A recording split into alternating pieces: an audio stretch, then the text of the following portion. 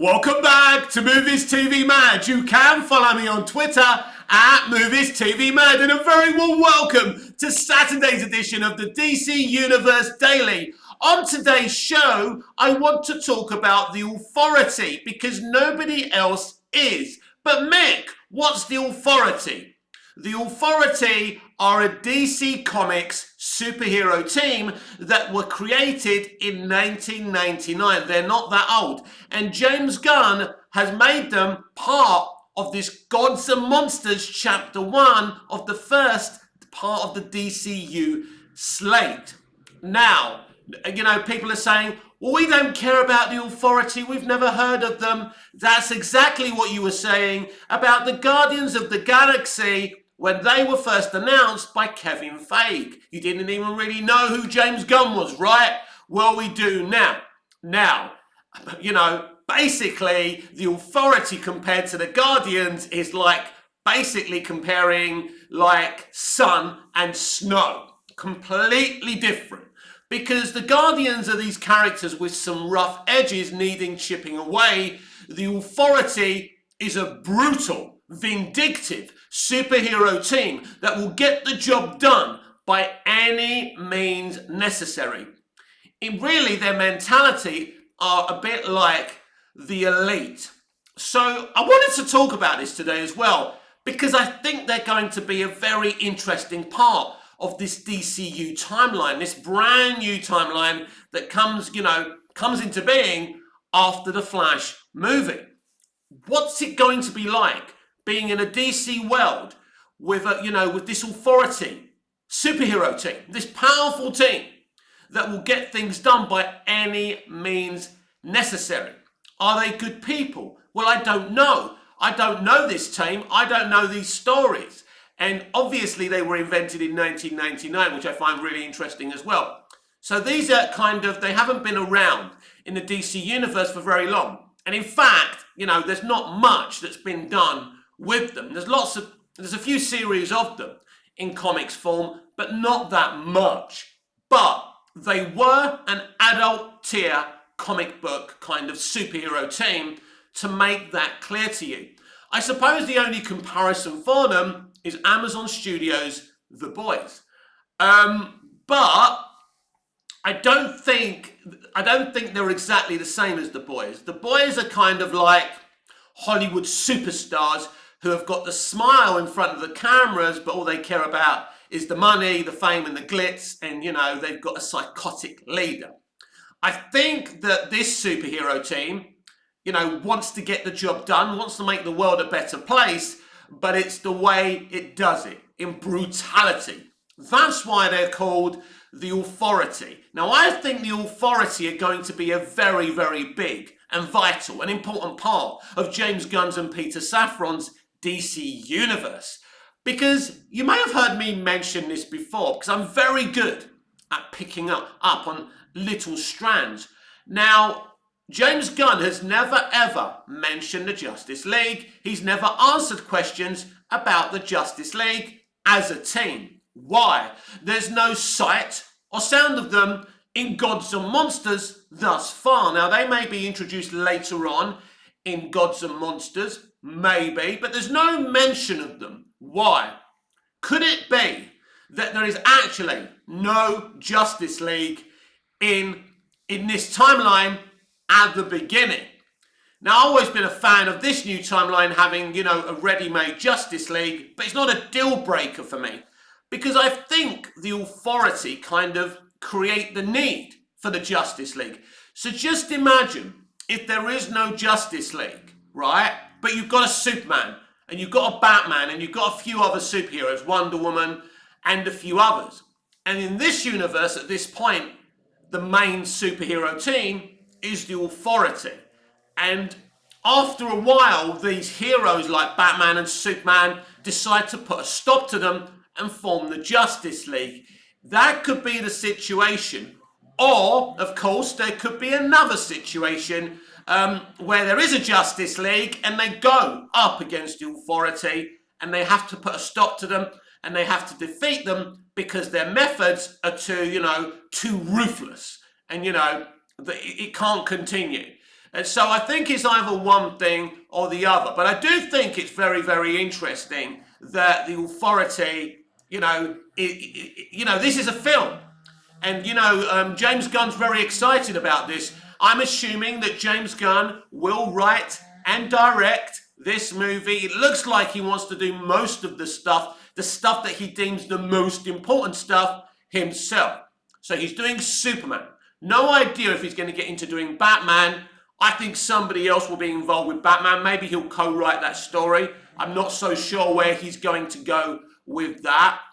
But yeah, I think the authority do bring into question whether there is a pre-existing Justice League or not. Because it hasn't been mentioned, there's no mention of a Justice League in this timeline. As I say, I find that very, very interesting. So I do think the authority will be the superhero team of this new timeline when we're first introduced to it. I expect the authority to be mentioned at the very least in Superman Legacy to build them up. Now, where the authority movie kind of comes in, I don't know.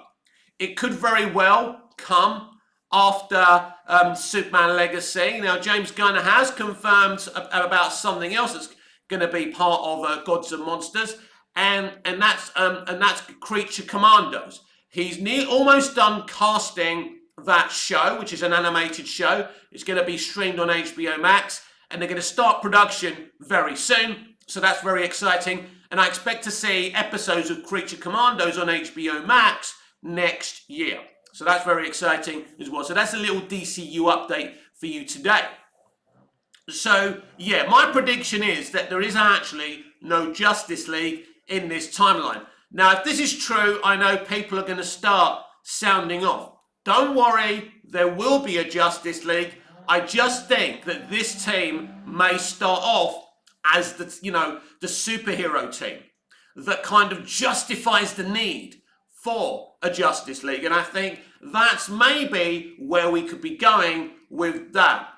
But whether there's a Justice League or there's not a Justice League, I think the decision to make an authority movie is very interesting because it's clearly a very adult comic book. It's clearly going to be kind of an adult movie, adult comic book movie as well. And I think that's good as well. It's important to have, films for children and families to attract them. But there's also, there's that the boys audience, that, the kind of Snyderverse audience, like the adult kind of, comic book material as well. So if you can cater for both of those, demographics, that could be a big win for DC Studios, and David Zaslav, of course, who's, really wants all his films to make big money. They need them to make big money. They're in debt. He's taken over a debt-ridden, badly run company. So he needs money coming in as soon as possible. But this is why I'm excited about James Gunn and what he's doing. This is why I'm glad I'm not a biased and bitter fan. Despite me being a big advocate of the DC Extended Universe and me being a big fan of the Snyderverse and other movies in that franchise as well. It's pretty clear bringing in auteurs to run a DC cinematic universe and then being surprised when they don't make films for you that attract the general audience tells me everything I need to know about the previous leaderships at Warner Brothers. You brought in Christopher Nolan, he brought in Zack Snyder. What did you think was going to happen? They weren't going to make films for the general audience, they were going to make films that they wanted to make. That's what an auteur is at the end of the day. So the mistake was from the leadership, not the people they brought in. When you bring in James Gunn, it's a different situation. James Gunn is kind of an auteur, and he's got his own ideas and wants to do his own stuff, but he's also very, very aware of the politics of the industry and the simplicity of them wanting to make money. So he's happy to work in that situation where Snyder isn't. Snyder doesn't care about the profits of the studio. Snyder just wants to make his film, and he won't bend the knee at all, which makes him a problem when he's involved with a mainstream, live action comic book franchise. It can't be done. The two entities can't work together. But Gunn and Safran are very well aware of how the industry works, and they're quite happy to compromise. Not compromise their vision, but create a vision that's very interesting, very compelling, and very dense, but also caters to what the studios want, which ultimately what the studio wants, what Warner Brothers Discovery want, is to create something successful that really brings in an audience and where they can sell, make lots of money, just not from the films and the streaming, like from merch, computer games. That's how you create a very successful franchise.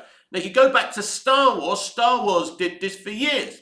After A New Hope, Empire Strikes Back, and Return of the Jedi, Lucas was making money off shit that had nothing to do with the films for years.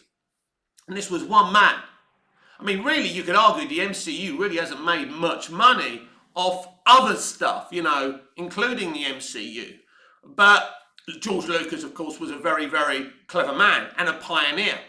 So this is what this new timeline is about, is creating something that's going to be popular, hopefully, so they can, sell lots of add-ons. That's the whole point of an interconnected franchise. That's what it should do. But in terms of what the Authority movie will mean for this brand new timeline, I do feel is very interesting, and I do feel they could be the first superhero team that justify a need for a nicer, kindlier superhero team like the Justice League. So it wouldn't surprise me in Superman Legacy if there's reports in the Daily Planet about the Authority and their methods and their robust and authoritarian methods. They're not called the Authority for nothing. So I think this could be something that you hear Lois Lane in Superman Legacy talking about. Lois always gets upset with some kind of corruption or something going on in the DC universe. So it could be that in this movie, Lois is investigating the Authority and she'll mention them now and again. Will the Authority maybe be kind of the villain of Superman Legacy, or are they just something that are just going to be mentioned before the movie? Now, it's pretty clear that we're getting an Authority movie. We know we're getting an Authority movie, so they're not going to solve the Authority problem in Superman Legacy. So I think they will be mentioned, hinted towards. I even think they could be part of a Superman Legacy post-credit scene. And with James Gunn running DC Studios, that's something I'm excited about, hopefully, that we get post-credit scenes. Some people love them, some people hate them. I think it's one of the best ideas ever invented, ever since I saw Skeletor drowning in Masters of the Universe and screaming, "I'll be back." Of course, he never did come back, but I like the post-credit scene. It's an exciting idea. Now, Zack Snyder was considering having a post-credit scene for Man of Steel, where we see Bruce Wayne, aka Batman, breaking in and stealing the kryptonite. I think that would have been a great lead-in to Batman vs. Superman, Dawn of Justice. Snyder doesn't do post-credit scenes, but I think when you're part of a franchise, you should. It's a little tease. It's something that keeps them there during the credits. It's exciting. It's part of the excitement of the MCU. Whether you like Ant-Man and the Wasp: Quantumania, those post-credit scenes, I'm hearing, were pretty rad. And people still get excited for them, for a little hint and a clue. So it wouldn't surprise me if the Authority are in some kind of post-credit scene. So it's clear in this new DC timeline that the Authority are going to pose a huge problem for Batman and for Superman. Are Batman and Superman just allowing them to do their thing? What is Batman and Superman's attitude going to be to the Authority? But also, we haven't thought about this in terms of the Authority. Are they a present-day superhero team, or are they a superhero team of the past in this timeline? Could the Authority movie be a period piece? I simply don't know enough about the comics, about the team, about the characters, or what James Gunn's planning with them, but I'm assuming they will be a modern-day superhero team. And of course, we don't know if they'll be the only superhero team in this new universe. But I do find it interesting that there's been no Justice League mentioned. So I'm going to assume that there's no Justice League team at the beginning of this new timeline, and the Authority are actually the main team. And obviously they're going to be a problem to this universe and the way they deal with threats. And also it could be a situation, and I haven't read the comics as I say, that maybe sometimes they punish innocent people for crimes they don't commit. And that could also be an issue with this brutal team. So even though no one seems that excited about the Authority, and no one seems to know much about these characters or this superhero team, I was just thinking about it this morning, and I saw James Gunn on Twitter post something about them. I think it was just like a front cover. So clearly James Gunn knows a lot about the Authority. Clearly James Gunn loves the Authority. But these are not good people. This is not a good superhero team. So the question will have to be asked, what's motivated James Gunn to do a film about the Authority? It's pretty clear that this is quite a big part of what's going on. Why are they there? Why do they exist? Why are we getting, and this will be a question a lot of you have been asking and, have mentioned to me, why are we getting an Authority movie and not a Justice League movie? I would not lose my temper if I were you about this, because I think the Justice League will be formed and are coming. It's clear we have to deal with the Authority first before we get a Justice League movie. And it's clear when we first enter this new timeline in Superman Legacy, they will be the main superhero team and there will be no Justice League. Now, whether there was a JSA historically in this timeline, I don't know. And if they're planning to do JSA stuff as well. Now, as I mentioned yesterday, James Gunn has teased a couple of surprise projects in this first chapter of Gods and Monsters. And I think we're going to find out very soon about the rest of this slate, because they're planning apparently to announce that at CinemaCon, as well as, screening the Flash movie. So I think this new DC Studios setup is very ambitious. It's very ramped up to be successful. It feels it can be successful. And as I said, I'm so excited for it. I haven't seen anything. Nothing's been shot for it yet. But I'm willing to give it a chance. People say to me, oh, but Mick, DC's in a fragile state. They're not making money. Yes, that's why for people not happy that James Gunn and Peter Safran are here, people who are not happy that we're changing direction, that we're not using Henry Cavill, well, that franchise wasn't making enough money. The films in DC, in the DCEU, haven't made money, right? The last DC movie to make money was The Batman at $750 million, and the one before that was the Joker movie. In other words, movies outside of the DC Extended Universe, which means the DC Extended Universe isn't fit for purpose. We know about the mistakes. We know getting rid of Snyder was a mistake. Maybe bringing Snyder in from the beginning was a mistake, and bringing Christopher Nolan in was a mistake, and they could be the core mistakes. But as I said yesterday, we can't go back in time. Clearly, the DCEU doesn't make money. We can't run it as a charity just so we can keep the things that some of you people love. For it to be successful, big decisions have had to be made. And James Gunn and Peter Safran and David Zaslav have made very big and brave decisions, like removing Henry Cavill, like shelving Batgirl, and they really do seem really cruel and bad decisions. But ultimately, you can't make an omelette without breaking a few eggs. And that's the truth. As I say every day, I don't know if this is going to be successful. People keep on saying to me, what if it fails? But I mean, it's like asking me, but Mick, if you walk across the road and don't look left and right, you could get run over. Yeah, but what if I don't?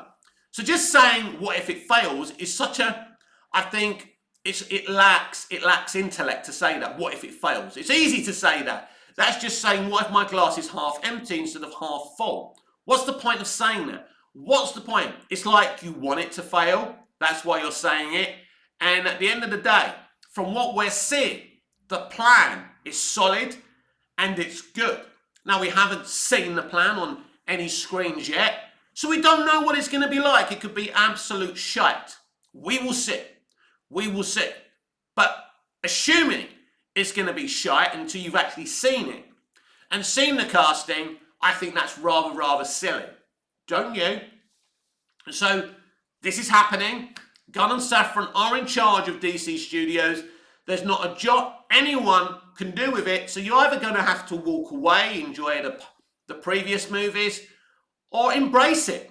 And I'm going to embrace it and give it a chance, because that slate so far is really special. And by the time CinemaCon is finished, we will know the entire Gods and Monsters slate. And that's very exciting, because what movies and TV shows could be part of that really excites me. And I think the Authority are going to play a bigger part in Gods and Monsters than people think. So the potential is that there may not be a Justice League in this slate. In fact, we may have a JSA movie and not a Justice League movie in this slate. I'd love to see a good old-fashioned JSA period piece movie being made first, before Justice League. As I've predicted already, I don't think there is a Justice League in this timeline, and I think the Authority are the superhero team. But relax, calm yourselves before you pick up your monitor and start going, Mick, this is wrong. No, this is build-up. This is how you build up. This is how you world build. You create a reason for the Justice League to need to be there. Snyder, it was like Steppenwolf and what Lex Luthor warned, Batman of at the end of BVS. In this world, it's going to be a brutal and robust and dense superhero team that are doing things the wrong way. Maybe sometimes the wrong people getting hurt. And this is how you justify the need for the Justice League, for Superman and Batman, Wonder Woman and other characters, purer, better intentioned characters to form a team. Because this team is obviously there to create a situation where the world's a better place, but they don't care how they do it. They don't care, for example, about collateral damage. Collateral damage is something we spoke about very often when we spoke about Man of Steel. Man of Steel has a lot of collateral damage, and Henry Cavill's Superman doesn't seem that bothered about it. This was a big issue for hardcore Superman fans, and I can understand why.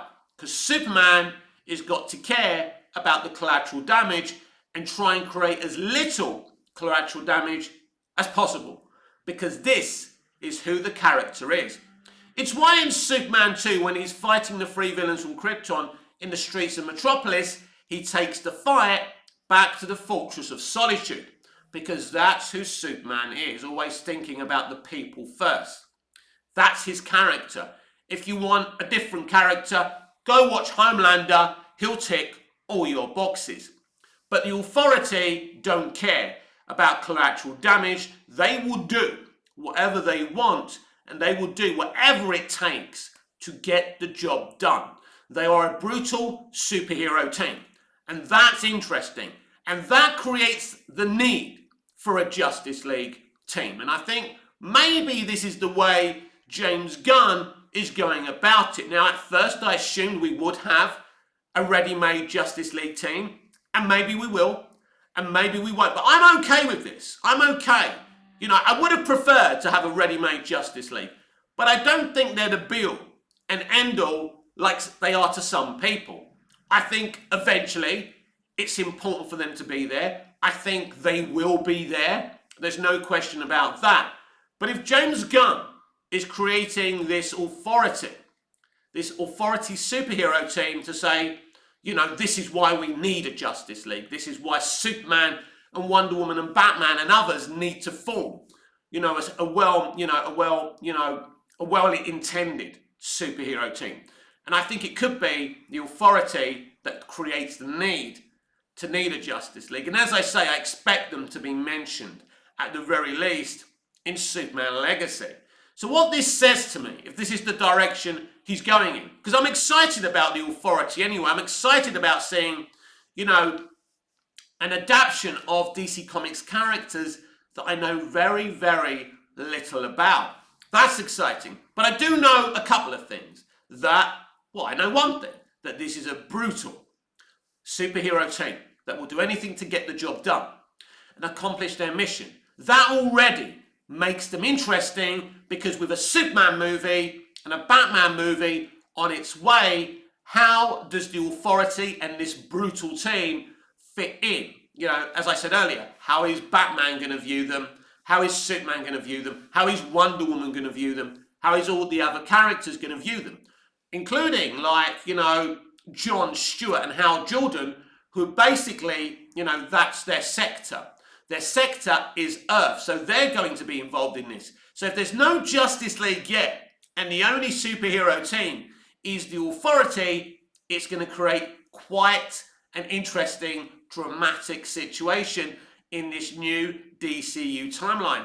And I really like the direction we're heading in here. So yes, I don't dismiss things because I've never heard of them. Oh, the Authority. Why are we getting an Authority movie? Clearly, Gunn is using them for a reason. I think it's the reason I've already mentioned, to create the need for a Justice League team.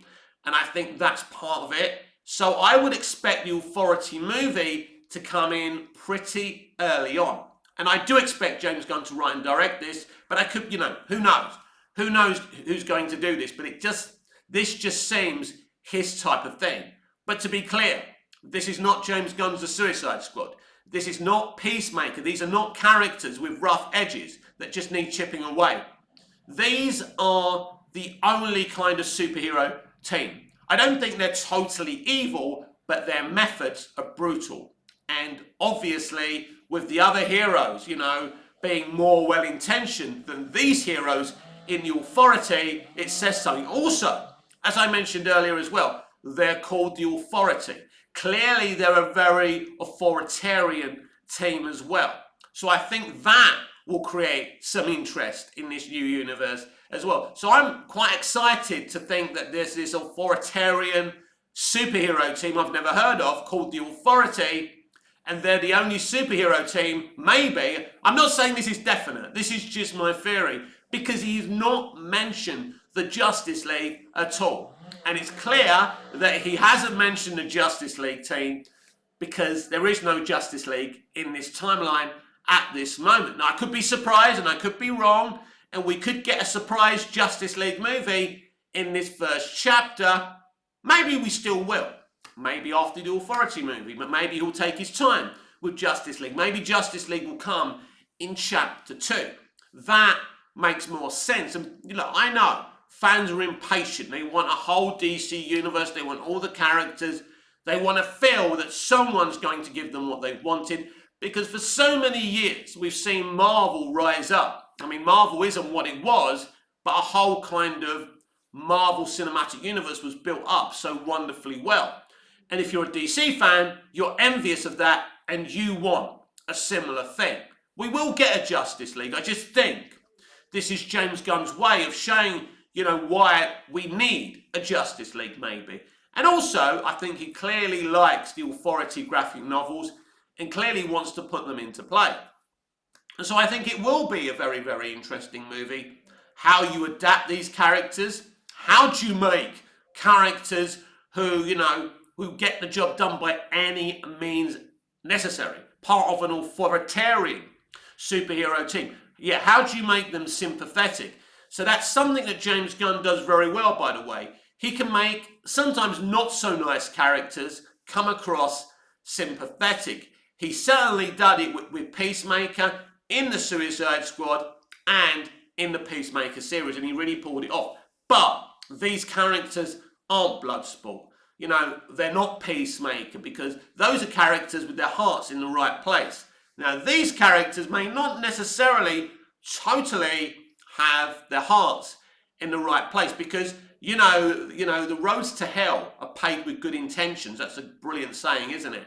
And I think that's what these characters are. When they formed this superhero team at first, maybe they were thinking about, you know, making the world a better place. But when they got the power and, you know, they had the authority, they wanted to run this DC universe with an iron fist, and maybe the power's gone to their head, and now they're unstoppable. But how has this team been allowed to keep going on? We've now had a Superman that's been around for a couple of years, according to James Gunn. There's a Batman, there's other characters. Why have they allowed this to happen? So this will interest me to get all these questions answered when we see Superman Legacy, when we see the Authority movie. So I'm very, very intrigued and excited about the Authority. This has been Saturday's edition of the DC Universe Daily with me, Mick, your host with the most. Just ask your girlfriends and your wives. Please like, share, comment, subscribe, hit the notification bell so you never miss this beautiful perfection. And I'll see you again in the next video. Until I see you again, goodbye, au revoir, auf Wiedersehen.